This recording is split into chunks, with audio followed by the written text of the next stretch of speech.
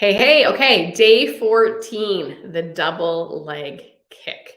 So we are still on our bellies and we are preparing now for thigh stretch and for rocking, which are to come later. Okay, this is just adding on from what we did yesterday. So think of this exercise as really a reach. We're trying to stretch the body long. Okay, so come back to our mat.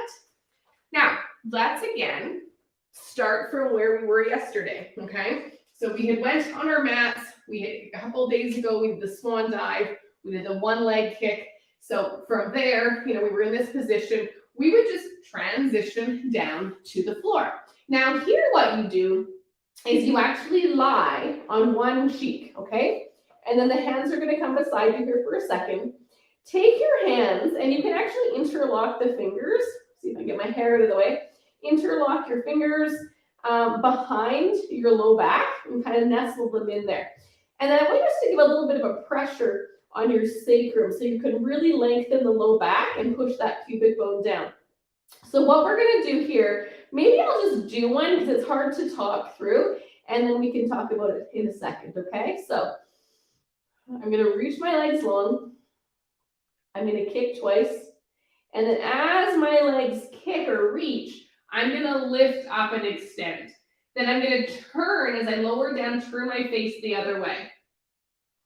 Kick, kick, reach. Lower down with control. Kick, kick, reach. Lift the chest away from the legs.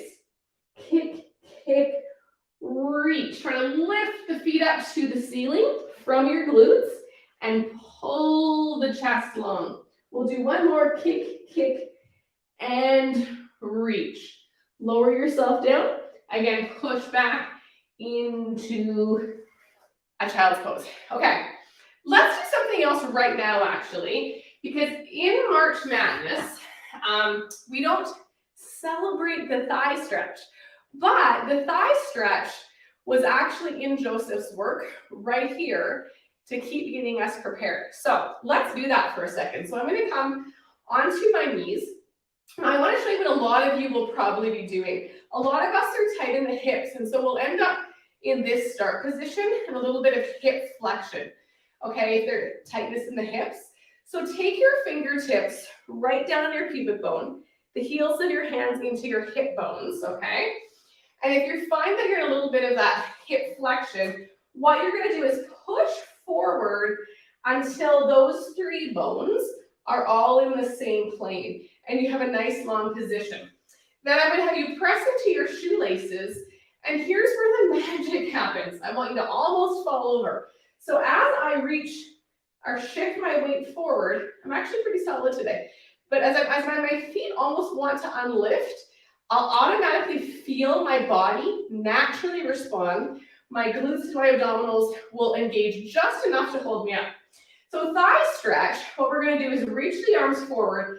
We want to maintain this length. So if there was a 2x4 behind me, I'm going to lean back into it. So I'm going to look forward. I'm going to drop my gaze, and I'm going to lean back from the hip joint, hence the thigh stretch, and then come back up, okay? If you have knee issues, skip this one out. It's not necessary, okay? Press down into your shoelaces, and then try to use your glutes to hold your femurs on the pelvis. My hamstrings are yelling at me just a little bit, okay? Come back down and up. So why do we do that? Again, it opens these up. In a couple of days, we're going to move into the rocking exercise, and that's going to make some sense. So tomorrow, things start getting a little bit tough at this part. I got to be honest. Some of the exercises near the end of the repertoire are fairly advanced. I'm not sure how well I'm going to demonstrate them. So what we'll do is we'll show you some modifications as we move forward into some of the exercises. Okay, so we will see you back tomorrow for the neck pull, although we don't pull on our neck.